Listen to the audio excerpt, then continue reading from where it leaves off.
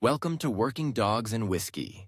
Join Sean White and Jonathan Moses as they pour a glass and dive into insightful and fun conversations about dogs in all their incredible roles. So grab your favorite drink and let's raise a glass to great stories, laughs, and a whole lot of dog talk.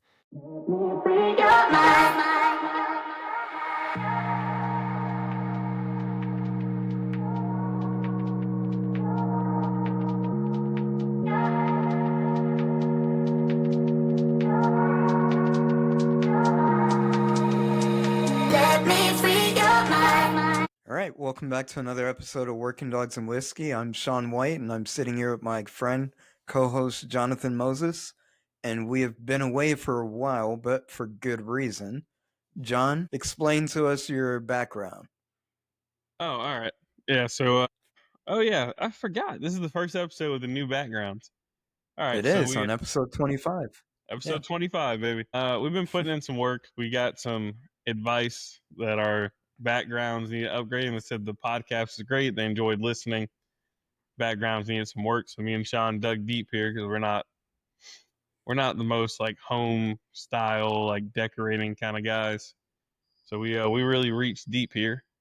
Got the brick background, got some whiskey, got my little record player up here, some different books. I got like a history of whiskey book, psychology book, history of the German Shepherd.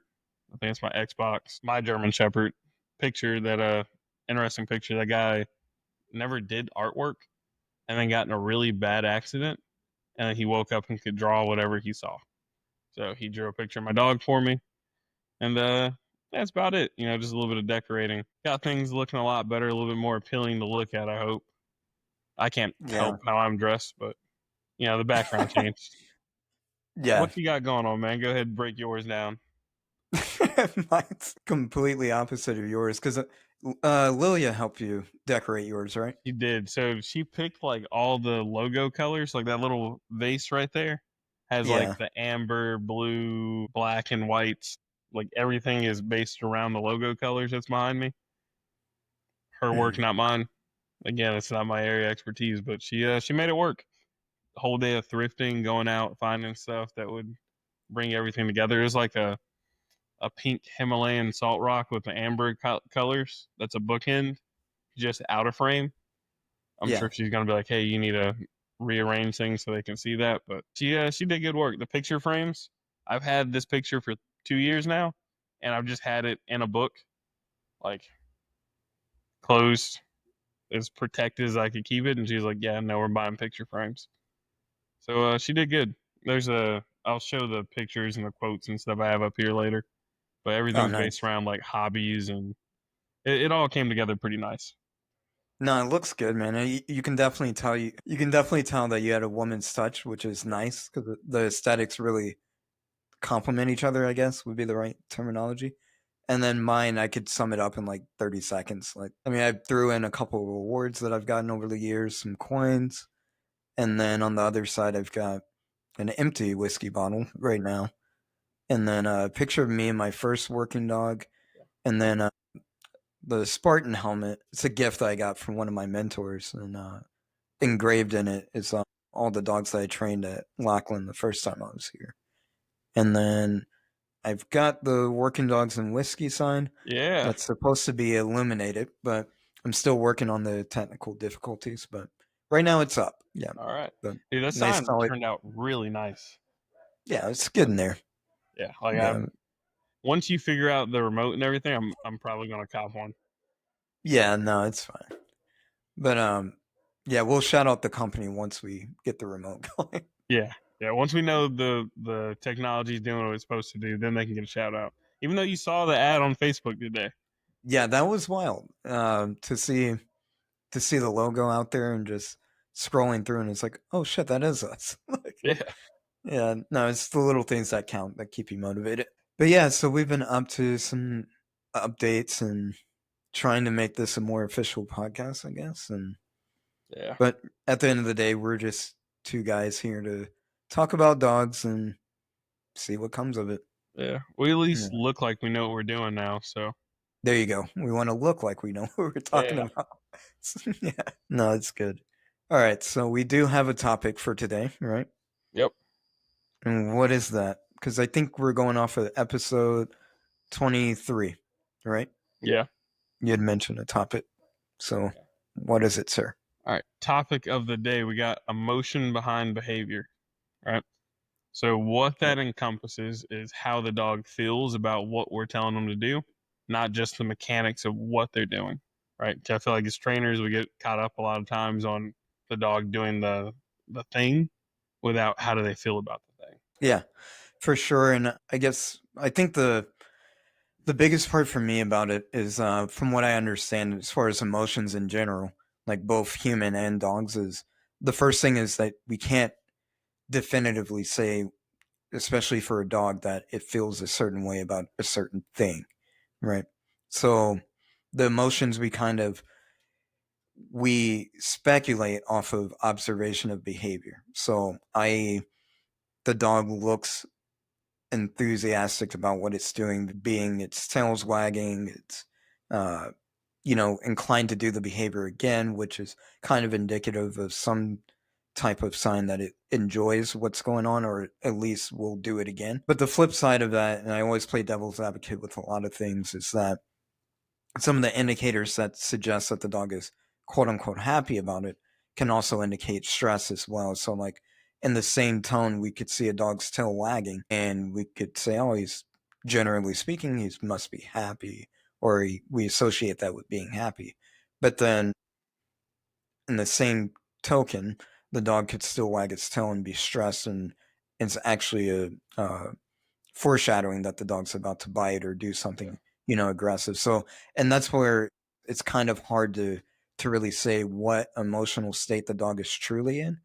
We can only speculate as to what we think the dog would, how it feels. And we do that through observing behaviors and seeing uh, what persists or what continues, and then we kind of go from there. But the thing about it, I think this is more of what you were alluding to, is there are for sure signs that we can see where the dog is maybe a little bit worried about it, or being forced and compelled and things like that. There's a chronological order in which we can construct training where the dog will act appropriately, even when we're implementing aversives and things like that. It can be a lot more clear than vice not prepping the dog in some ways and getting a strong baseline. So, uh, and I'll give an example. Like for me, with the dog coming in, if I don't know it, I want to see what that dog is or who that dog is, just without any reinforcers, so to speak, no food, no nothing. I just want to observe the dog and get somewhat of a baseline. All right, this is who you are. Do you like to be around people? Are you standoffish? Do things in the environment kind of make you a little bit suspicious or cautious? Yeah. Things like that, and get a good baseline and try to, as much as I can with time constraints and everything, depending on what climate we're training in, get the dog comfortable with me as a person. And then from there, we'll see how it takes reinforcers that can kind of give me an indication of how the behaviors are going to be and things like that. And then as best as possible, we want to initiate those behaviors with positive reinforcement starting out. And then we layer in aversive controls that would suggest to the dog that it should still do those behaviors. Yeah. And that was a long-winded answer for no question at all. So what's your take on it? All right. So I agree with what you were just saying. And well, you pretty much, I think you covered it. Like that was a pretty in-depth, thorough breakdown. But Yeah. the reason that I feel like it's important to talk about, again, is it's overlooked. Everybody worries about the mechanics. They don't necessarily think about why the dog's doing what it's doing. And I think you brought up a good point of when you're evaluating why the dog is doing what it's doing.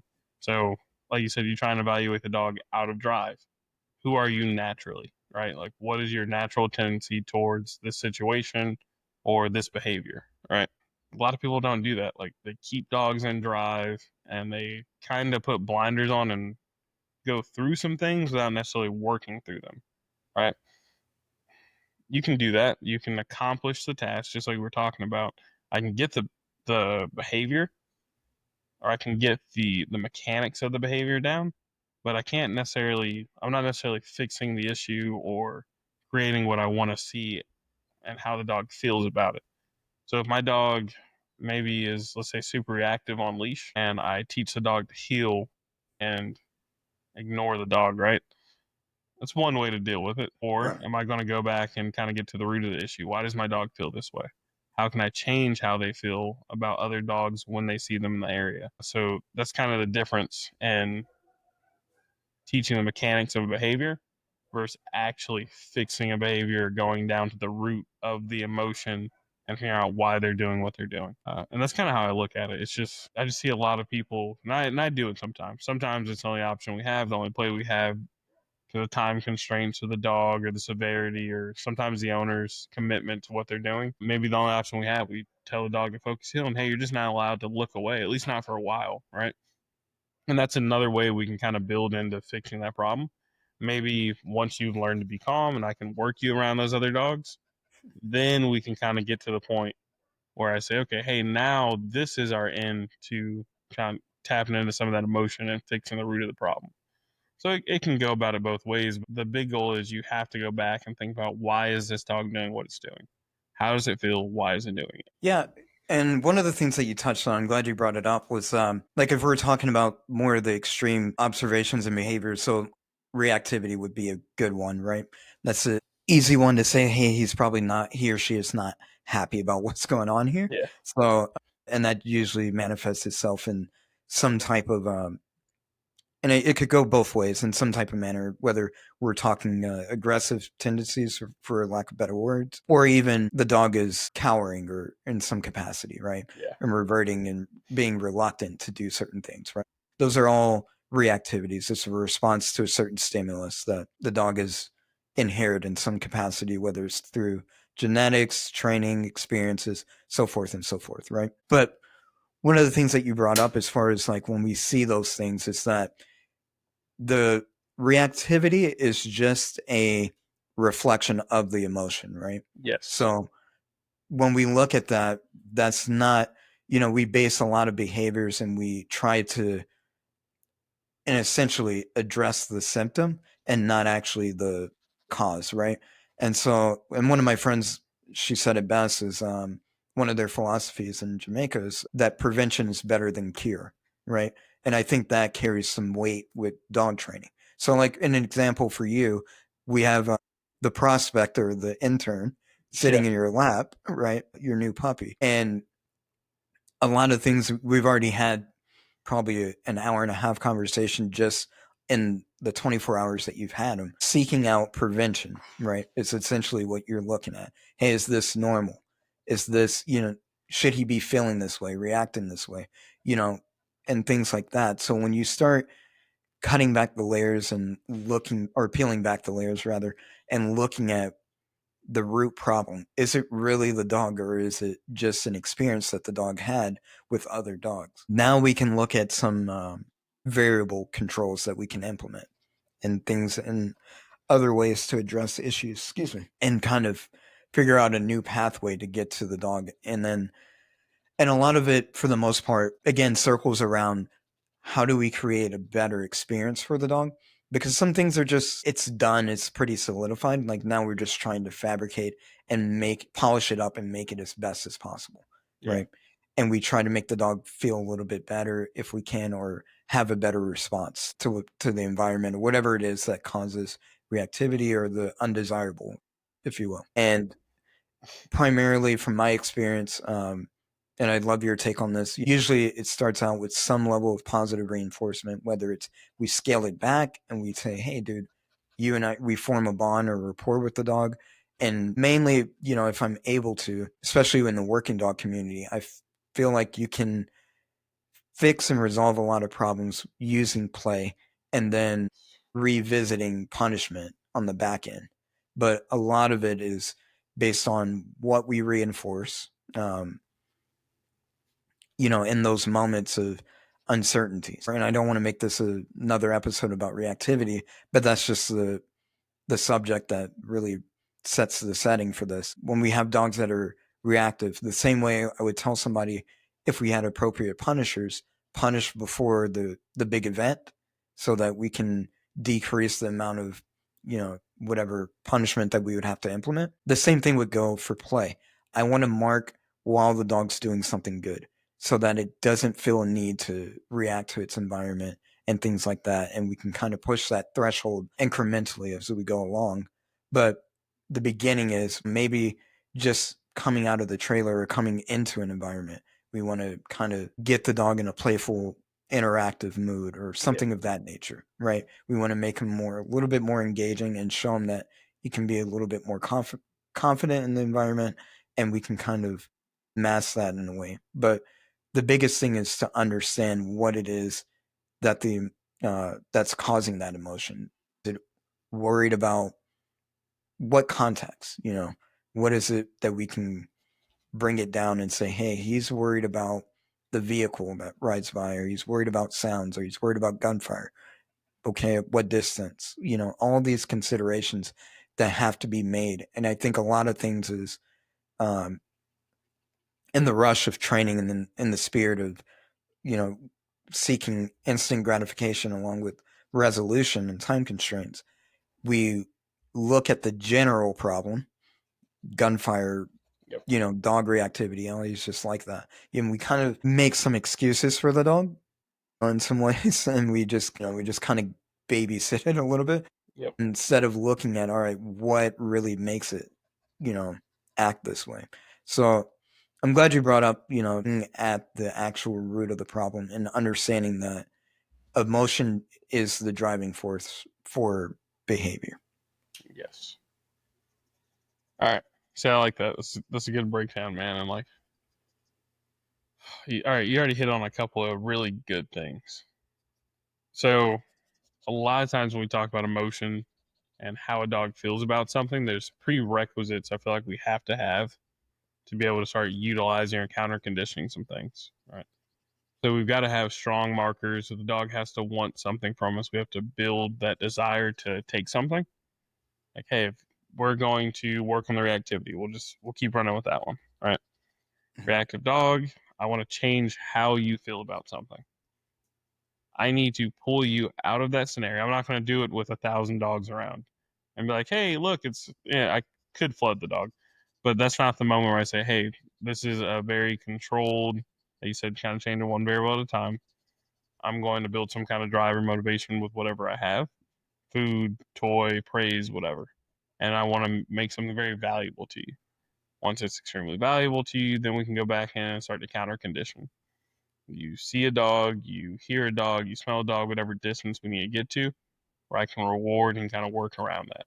Right. I think that's a really good point. That's what a lot of counter conditioning looks like, or even if I was just teaching a behavior, again, I need my dog to want what I have. I need them very motivated. I need them to be excited about what I have. Because one of the things about emotion behind behavior that I love is when you have a dog that's motivated and wants something from you, they'll start to offer that behavior. They're working towards something. They are trying to make something happen. So it's a very operant dog, right?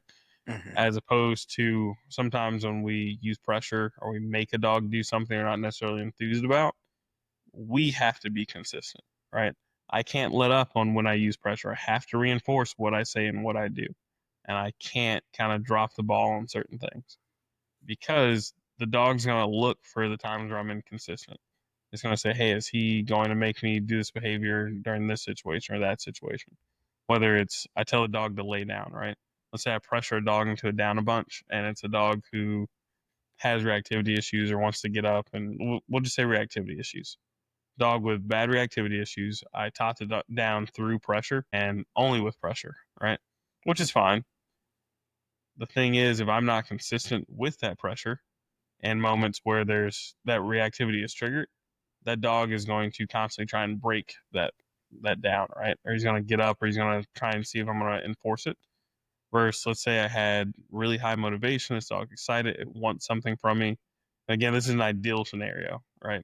Like this dog wants what I have more than it wants to engage the other dog, or I just limit its ability to go engage the other dog.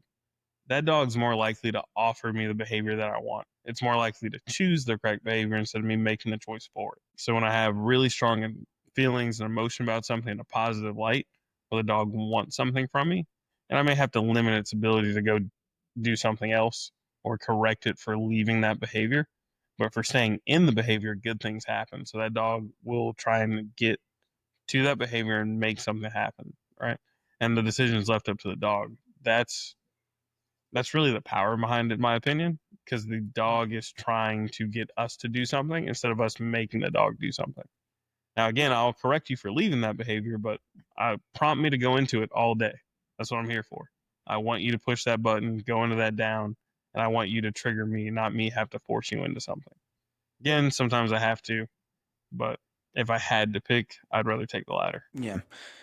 One of the things that when you were talking about like using reinforcers and everything else with that, one, it reminded me of a dog that I saw recently. Well, recently is in a couple of months ago, but we were observing her, and so her learning capacity, we'll put it that way, had hit a peak. And like it was just a situation they couldn't get her to do certain behaviors, et cetera, et cetera.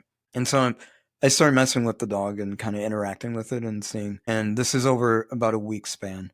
And then I figure out that it wasn't so much that she wasn't willing to work for the reinforcer. It was the conflict of getting her to release the toy that was causing a lot of conflict in the teaching of the obedience, if that makes sense. Yep. So when we were talking, and I'm just circling back to what you said earlier about reinforcers, like when we're doing things with food, a lot of people love food because it's more of a transactional thing and it's easy to give to the dog, generally speaking. And it's less conflict. It's usually the big thing. And so, and that drives a lot more clarity, and it keeps depending on what capacity you use it in, but it usually keeps the stimulus level on the dog's end very moderate and more conducive to learning. But then when we get in those situations, whether it's with agency, it's protocol, it's preference, it's whatever, but when we use more tangible items such as toys or those type of reward systems, well, the pro is that there's more longevity in the training, the dog doesn't get full, and if we use it in an idealistic capacity, the dog will sustain, its drive to want the reward.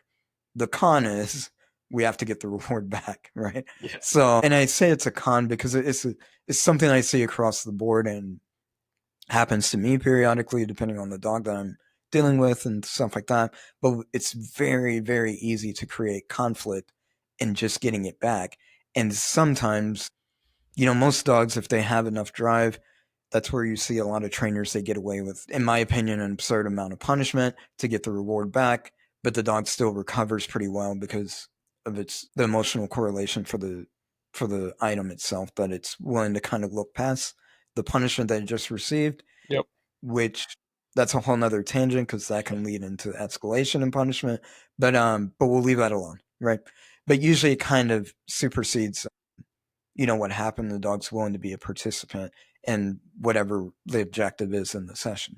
However, there are those select dogs that want the reward, but then the conflict comes, and dogs, then it starts to bleed into the goal of the session. Well, now it's becoming a conditioned cycle of, all right, whenever I lay down or whenever I sit, Yep. yes, I'll get the thing that I want, but then the battle comes right into it and it starts bleeding in. And so maybe we see sitting is not as quick, or they're not as excited, or they're a little bit more cautious about doing it. And we wonder why. And it's because there's conflict with the reward. So going back to that story, when we started, for time's sake, I did have to work some obedience into it, but our sessions it was very non-congruent. Like it wasn't a lot of obedience being done as much as capitalizing and reinforcing her letting go and getting that situated. Yep. What we saw from her was once she understood how to let go and saw a glimmer of hope, right? And I think that's something we can kind of more objectively speak on, rather, that we can install hope into a dog.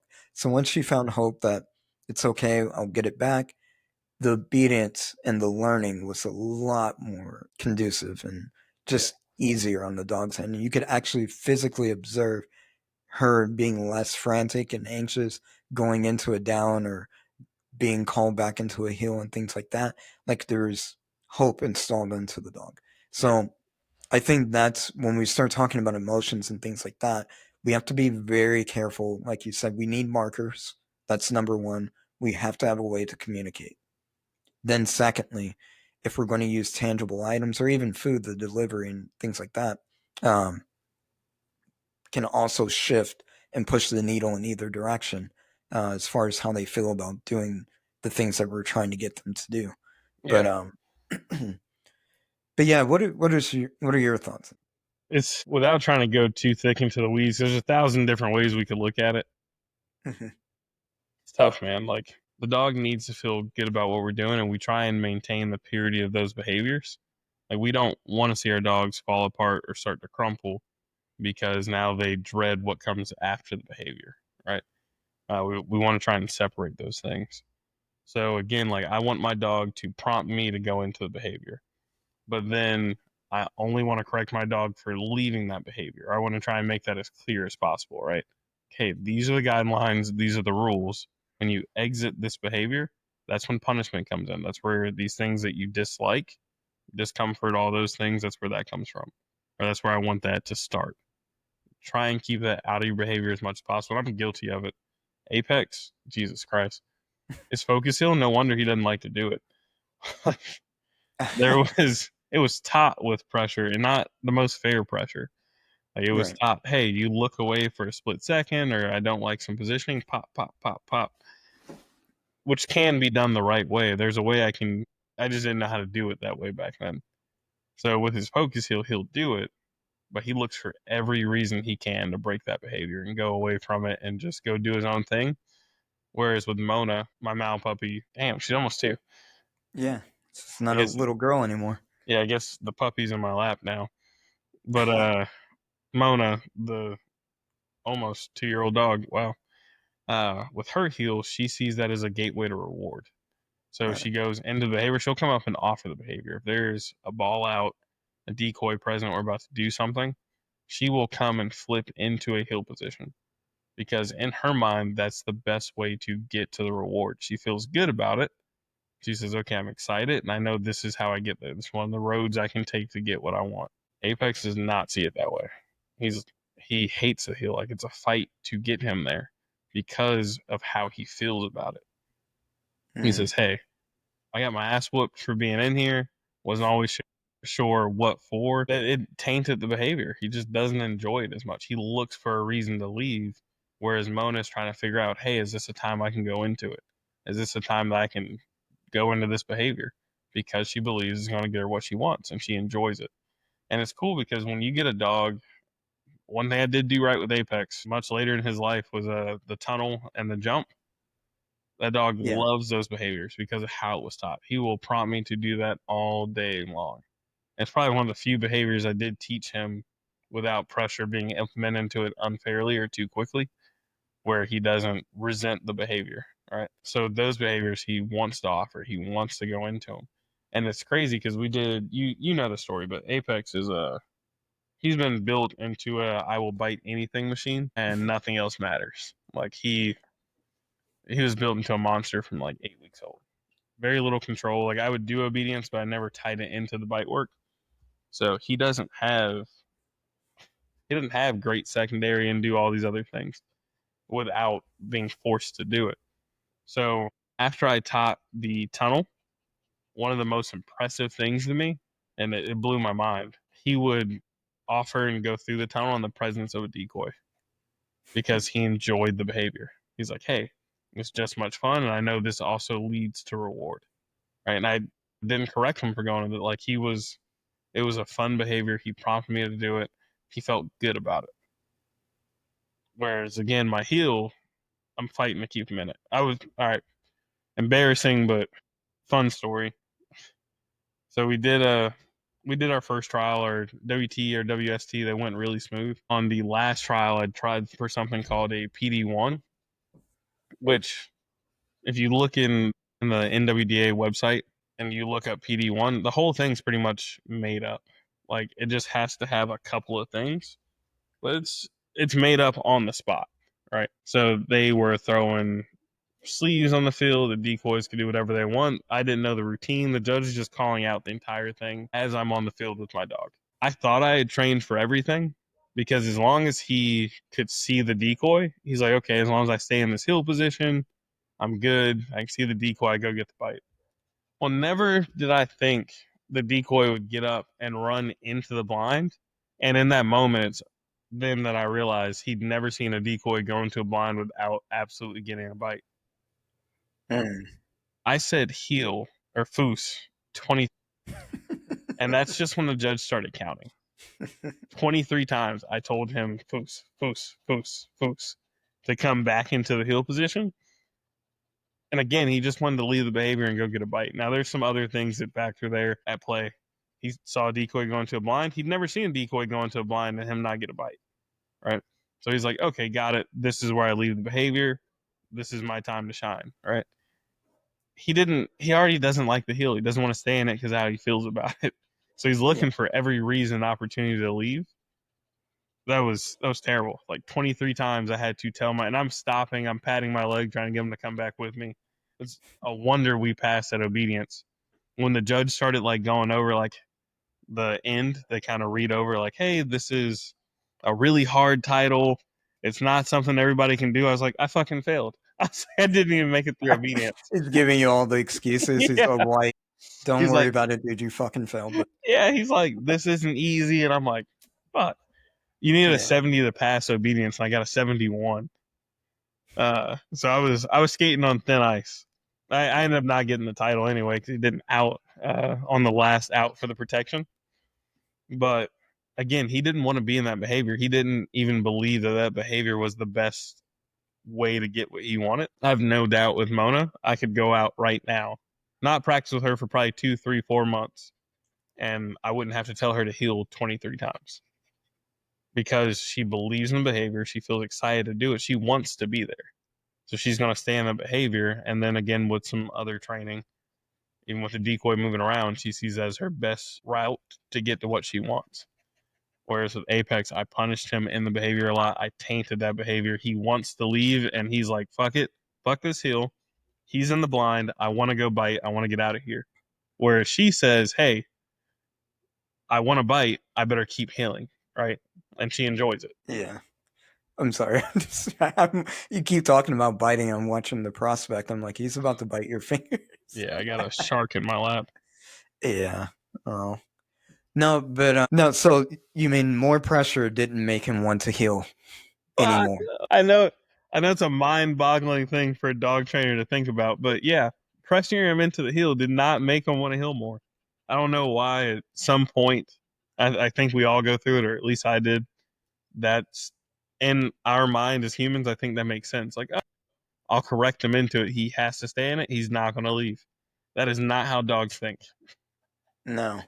And I think because I was trying to think of why, because I was thinking the same thing as you're telling the story, because I'm trying to backtrack to like where you were at in your in your dog training career or whatever, and it's kind of earlier on, and I'm thinking I would have done the same thing. I would have thought that more pressure, eventually he'll want to avoid it, but it doesn't match what you taught him in the beginning. Knowing Apex, Yeah. biting was imprinted into his head. That from how old was he? Like 6 weeks or something? 8 weeks old. Yeah, he was already on a rag continuously on a regular schedule. Yeah. So it's imprinted in his head that biting is the thing, right? And then you tried to tell him to do a behavior that's one polar opposite of what he would want to do. And then saying you're going to compel him, it's just going to cause more resistance. But the other thing that I was thinking about while you were talking about that, I want to kind of talk about like caution versus fear, right? Because I think that's a very blurred line, and I think this kind of fits the mold for emotion. I don't want to. Let's change some of the setting. I guess we can use Apex if we're talking about bite work or whatever the case. But when we're using punishment, or we're going to use aversive control or things that the dog is not going to like, right? We want to use those things in a way where it will either understand how to get out of it, or it'll result in some type of desirable behavior. And so, and that's why I don't want to really tie it into reactivity, because that's like a last resort for me, is Yeah. suppression, and there's ways to do it, but that's not the focal point of what, that's a whole separate subject. You can listen to episode 23 and we can hear us talk about that. But when we're talking about fear and caution, I think in most balanced training anyway, at some point the dog will be punished, like what you were saying, for electing to get out of behavior or for doing something else. And the way that we set that up and control the variables, we make it as appropriate as possible. So we try to work towards where we say, hey, more times than not, the dog understands to respond to whatever cue, down, sit, whatever command you want to put on it. And more times than not, it will do it. And then we kind of make learning a little bit harder for it. Or not learning, but, make it more challenging for the dog to execute those behaviors. So whether we're asking for duration, we're implementing distractors, all those good things to make it more challenging for the dog as we go along. Well, at some point when the dog elects not to, we're going to see a dip, so to speak, in emotion, because a punisher will be applied for not sustaining or not responding to the signal correctly. And when that happens, we're going to take a slight dip in emotion. That I think is next to unavoidable, or at least for my skill set in its current state. But we accept that and we understand that that's going to be the outcome. The thing that I measure it for myself is how long and what the response is afterwards. Yep. Lets me know how impactful my training was prior, how well my markers are conditioned, and things like that. Because while we can't avoid punishment, just like people can avoid it in life, we're all going to mess up. We're all going to play with something past its limits, and natural society or nature, something will take its course and kind of put us in the right direction, or try to. Man, that was good. Not what I just said. I'm talking about the dog almost bit you in the face. But getting back to the subject, we know that the dog's going to have to accept a correction at some point. Yeah. The response afterwards is what I look for as a measurement tool to say, okay, the correction it's fulfilling its intended purpose. Because when I implement that, at that point, I do kind of want the dog to be a little bit cautious, and because caution, you're still assessing, you're still taking in information, in my opinion. Fear is like the extreme end of avoidance, where you're not taking in the appropriate cues, the appropriate information, the details. You're just strictly panicked and looking to only avoid, right? And you're not looking at what behaviors got you positively reinforced in the past. All that's out the window. It is now survival, right? Yep. And that's what I try to avoid. Have I been there with certain dogs? Yes, by mistake and trial and error, et cetera, et cetera. But I've learned a lot of how to avoid it, or to recognize the symptoms or the signs that this is on the horizon.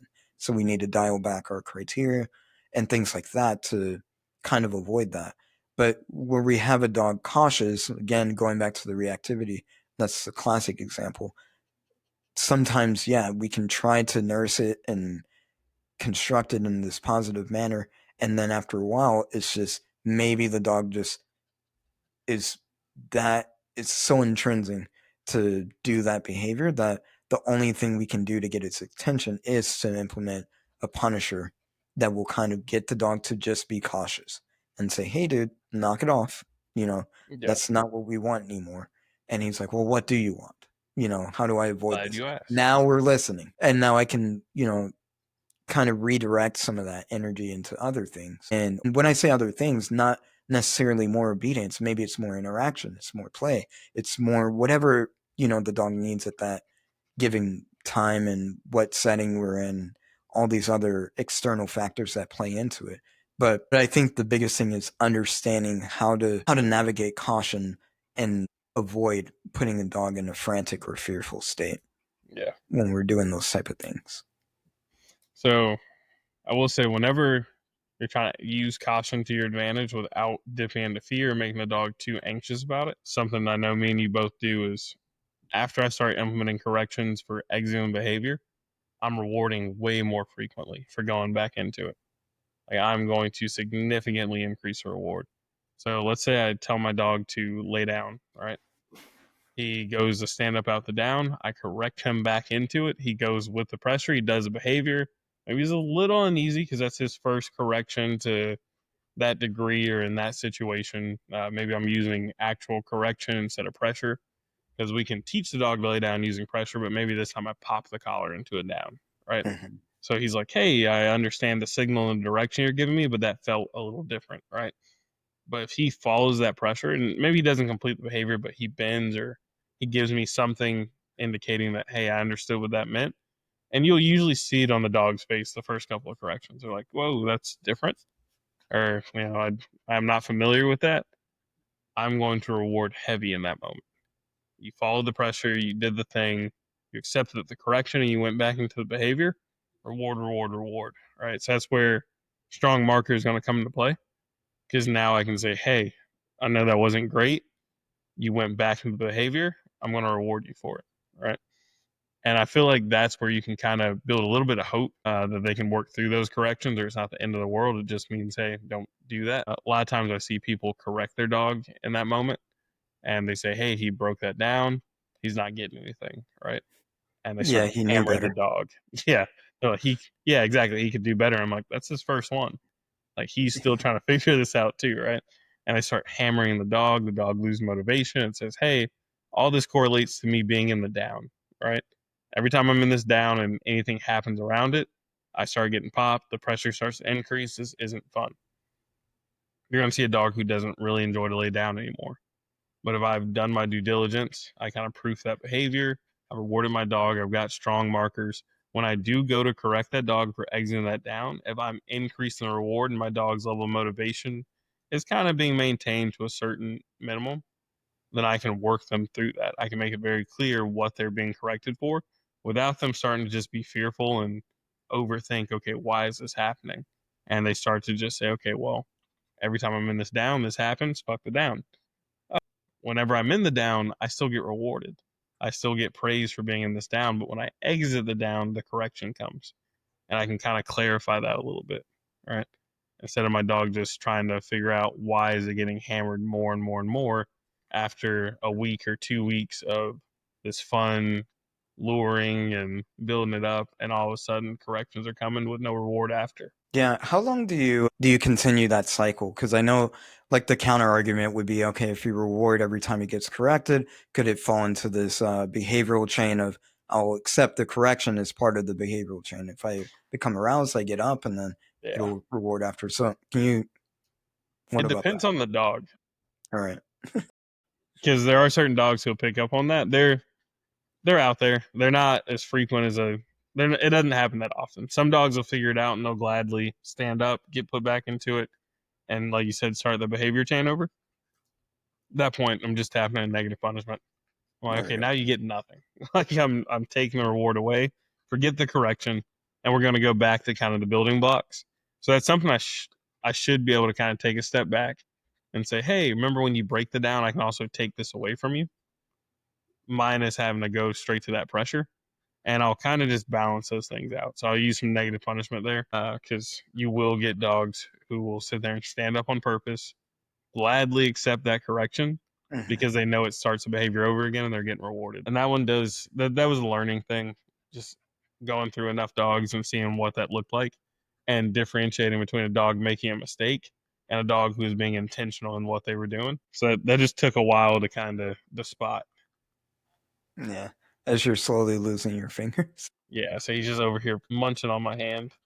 Don't worry, we're about to wrap it up. But yeah, no, I like what you said as far as using the negative punishment. I kind of want to elaborate on that. Like in order to have negative punishment, there has to be an expectation for reward. And I think a lot of it when we're talking about emotions behind behavior and things like that is on both ends of the leash, right? So we covered a lot of what the dog does, and I think for us as humans, we have to understand and I think we talk about it damn near every episode. But for me, like dog training it's becoming less objective oriented in the sense of we have to make behaviors happen, and I'm blindsided to other things, and more of every moment, every interaction has to be more of an assessment. And when you start assessing things, I think that's when you start achieving better emotions with the dogs and better communication skills and things like that. So like when we're going back to using negative punishment, like I was saying, two things would have to happen at once. One, the dog has to have an expectation for reward in order for us to hold it as punishment, right? Yep. So the only way we get there is, like you said, we punish, we implement a correction to kind of keep the dog out of that fearful frame of mind. We reinforce and reward. And if we see and we look at things from an assessment point, and we start to see the behavior continue, and we're dipping into a behavioral chain, which means the dog is, again, like you said, accepting correction in order to achieve reward. Well, now I know you have a deep expectation for reward. Now I can withhold, right? That's an indicator I could just withhold, and that kind of alleviates me from implementing another correction, physical correction, potentially. Now, are there some dogs that are just dickheads and stubborn and things like that? Of course, those are what we would call the outliers. Those are dealt with on an individual case. And I'm not saying we kick the dog's ass, but I'm just saying, there may be a little bit more. Typically, those dogs can handle a lot more pressure than other dogs, right? Yeah. But again, everything is an assessment. That dog that, let's say that he is quote unquote stubborn or more resilient to a correction, again, I'm going to assess that and make a determination off of several trials, not just, a one and done or one day and just go back out the following day and say, all right, we need to really hammer. Yeah. The only way we hit those extremes for me personally is if we have a teeth on skin situation where the dog is actively coming up leash or it's about to harm somebody or potentially another dog. And in some cases, it's going to harm itself if we're talking about a dog that will chase cars and stuff like that. Yeah. And then maybe we tap into single event learning and things like that. But on the broad scale of things, we want to sustain that emotion. We want the dog to have an expectation to go into behavior for reinforcement, and then all the other things applied. Duration is just, now we're just, for lack of better words, we're almost not climaxing, but we're in the, foreplay, if you will, of getting to that point, right? So duration is just looking as opportunity. If I tell it to do something else, opportunity, more opportunity, right? Into reinforcement as we build those blocks. But we start out, giving the dog hope, I think is really the narrative. Prescribing hope and then layering in a versus, but signals where the dog actually understands it as communication, not just, I feel discomfort. There's ways that we teach pressure, like for your instance with the down. I want to be able to use my leash in a way that when I pull down, the dog is compliant to the pressure. It understands that that is a signal to go down and a direction to go into it, right? And then so forth and so forth, whether we're healing, we're sitting, even in detection, the final response, we want to add duration to the response and things like that. We want to make the behavior itself intoxicating, and duration is just, okay, it's coming any moment. Now we're just hitting the lottery or the slot machine, right? We're just cycling and we're waiting for that big payout, essentially. Any closing remarks? Because I think Prospect is getting tired of us talking. I think we talked about it pretty in depth. We could go on about it 1,000 different ways and how it applies in different behaviors. I'm sure we'll kind of tap into it again on another episode. But I think we wrapped it up pretty good on that one. Nothing's really coming to mind right off the bat. Yeah, it's just weird because we tried, full disclosure, we tried to record this episode. We made it like 40 minutes through, and then now it's like, it's hard for me to explain because I feel like I'm repeating myself. And then I'm trying to remember stuff that I said before that I probably should have said. But no, I think we did overall. I think we did. We made our point. Yeah, that's what we're doing it. And Knock on wood. Steady connection the whole time. No technical difficulties. Yeah, that dude. Oh my gosh, Well, was that eating felt me good. up. Yeah. Been a struggle. Yep. It'll be worth the wait. It was worth the wait. Yeah. Because that last time we tried to record it, it crushed me. Dude. It's like 2 o'clock in the morning and it just cuts out. I'm just like, Dude, it was rough. Right after we got the new setups done too. yeah. But I didn't have the sign, so I say it worked out though, because it was the sign came in, final touches are there. It'd have been nice to do it without this fucking dinosaur in my lap, but whatever. it's all right. I think it adds value. That's cool. May add value to the listeners, but my arms look like I just went through a damn chainsaw. I'm sorry. He will be quiet and crate trained. To be fair, this is his first 24 hours here, but Yeah. he will be quiet and crate trained for the next episode because this ain't gonna be a regular thing. Yeah. All right. Let's wrap it up then. Yeah, so we can get that guy to sleep and we can get some sleep ourselves. All right. How do we find you on social media and all that good stuff? Jonathan Moses, letter K, number 9 on everything. And then I'm pretty much the same thing. Sean White, letter K, number 9 on Instagram, YouTube, and all that stuff. And then if you want to talk junk to both of us or have more recommendations for the podcast, you can talk to both John and I at the same time on Instagram on Working Dogs and Whiskey. Yeah, the Facebook group. We do have the face. Thank you. Actually, that's a good point. I want to say thank you to a lot of people that have been sharing whatever information and just commenting and being involved in the Facebook group. It took us a while to get it going and getting it up and running, and now it's it's just good to see the conversations go back and people interacting. So thank you to everybody that comments. We should clip this and put the clip in the Facebook group. I'll leave that up to you. I'll make the clip and then I'm going to put a question on the end of it and be like, what episode was this? To see who's actually listening. Yeah, we need to figure out who's listening because there's a lot of people in there. And yeah, not everybody's listening. This is getting clipped in the Facebook group. The setup, yeah. No, but no, really, we do appreciate the support. It pushes us to do more, and we're slowly getting some stuff online for merch, and so that we can support other people in the industry and things like that. But overall, we appreciate the support, and that'll do it for another episode of Working Dogs and Whiskey. All right.